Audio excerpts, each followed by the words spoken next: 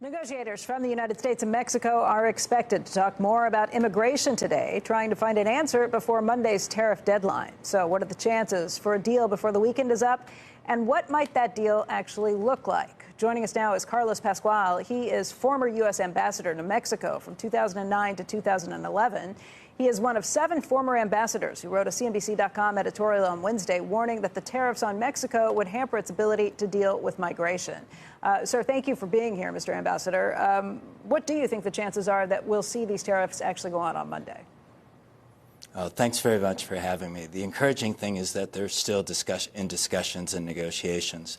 There's a proposal that is on the table. We don't know all of the details of it. Part of it is a pledge by the Mexican government to put 6,000 troops on its southern border, but then a complicated proposal for what is called the Safe Third Party Agreement.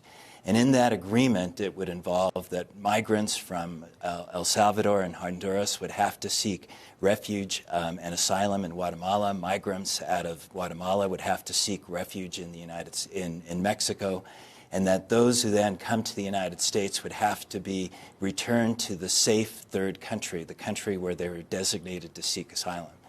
It would require an agreement among all of those countries to be able to participate. This is in discussion right now. We haven't seen the details of it, but it's a combination of that package which is really going to become a defining factor on whether these tariffs go into effect and have a devastating impact on consumers in the United States, on integrated supply chain, on Mexico's economic growth. And we have to see how it proceeds over the course of the day. Guatemala, I'd seen some headlines earlier this week that sounded like they were coming along in some of these negotiations and agreeing to some of these points you just mentioned.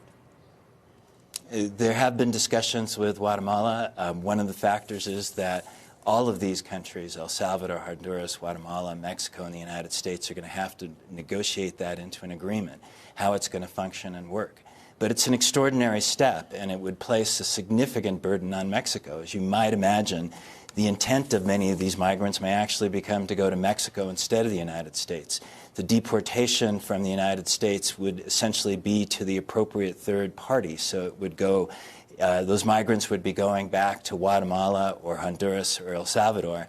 And I think the other point that few people actually recognize is that the net migration out of Mexico to the United States is either zero or negative because of the economic growth that Mexico has experienced.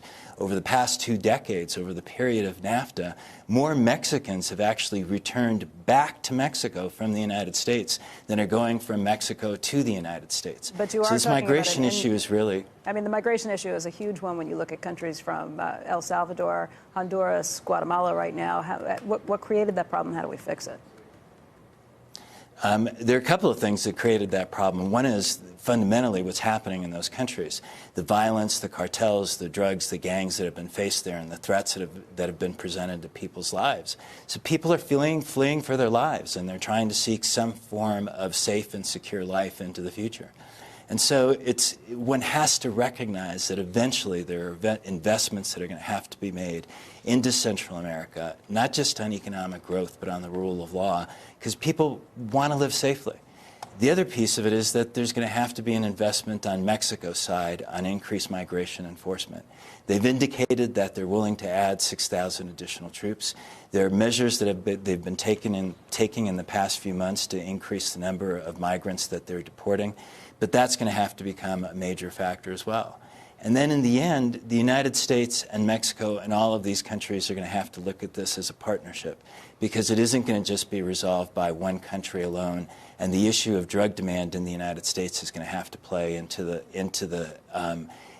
overall equation and how that affects the incentives for people to migrate and organize the impact of organized crime in the region.